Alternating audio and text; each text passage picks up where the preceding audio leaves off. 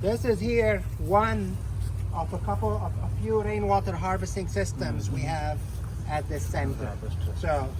So the building over there, and if you're driving, I'm not sure if you're going to go north. If you are driving out this way, you will see that right under those 3 greenhouses that are on the second floor, there's actually a very tall tank that has H2O on it. And that's the rainwater harvesting system for the big building. For this building, we have this tank. Basically, again, to us, like rainwater harvesting is very popular in Texas because the government has been encouraging it as a way of water conservation.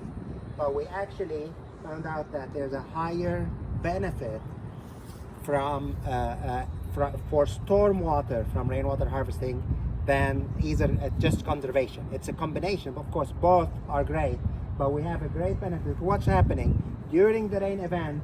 All the rainfall that falls on the roof, that again would have infiltrated if the building wasn't there, usually would go out and runs off through concentrated downspouts and goes straight to a stream, which again doubles that flow, causes erosion, and the roofs are not very clean. There are squirrels running out there, there's birds doing their stuff, there's leaves accumulating through time, so eventually there's high nitrogen, high E. coli, high all kind of stuff in that water that flows straight to these streams. So by putting a tank connecting all the downspouts, you can see that pipe over there, that blue pipe here, that blue pipe, all those take from the whole roof of that building, and all the water comes in to that system. So when it rains, we capture a big amount, so it all depends on how much money you have. This tank is 10,000 gallons.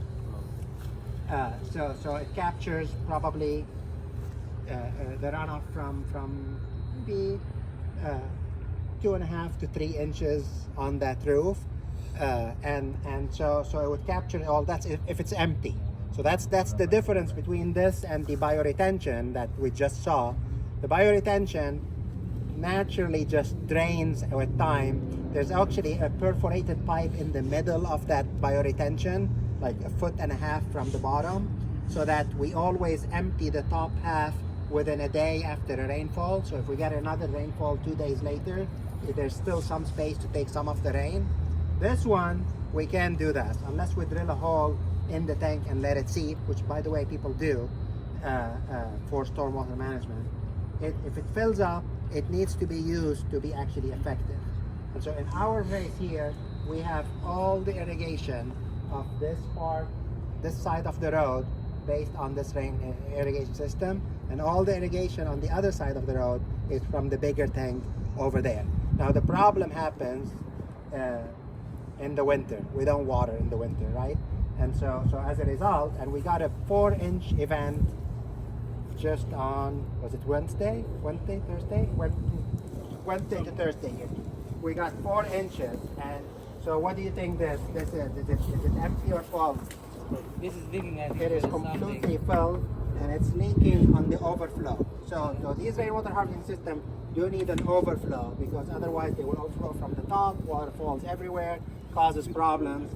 Here we have it piped, of course it is leaking, so it shows that it's full, and the overflow goes into our lovely detention pond in there that I'm going to talk about in this day. But I'm going to show you something else here. If you all follow me. When it's full, you know, of course it's leaking, we can show it, but also by knocking, you can figure out if there's water. You can hear how it is here and how here it's hollow. Yeah.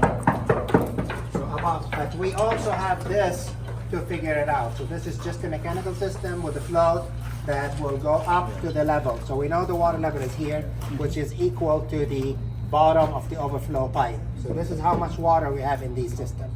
Now rainwater harvesting, would you open the water and drink from this tank if I tell you? You would drink from it?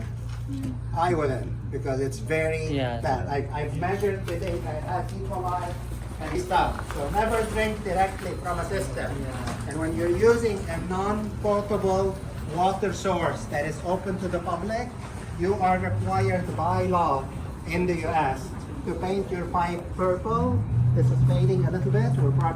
We're a state agency, no one's gonna arrest us, but if you do it in your house, you would. So you have to paint your system purple, this is the outflow system. This is the irrigation system connected all over here. But if we do need to we always have two outlets. One that is pipe, so you can't take any water from it. But if you do need to put a hose and water something, fill a bucket, do something, there's another outlet for that shows it, and it's a big system. So rainwater harvesting is another way to reduce stormwater. It does do water conservation because you're able to use water. It actually has bigger impact because in areas like here in Dallas, we use surface water exclusively as our water supply. So all this rain that falls goes as runoff, goes to the stream.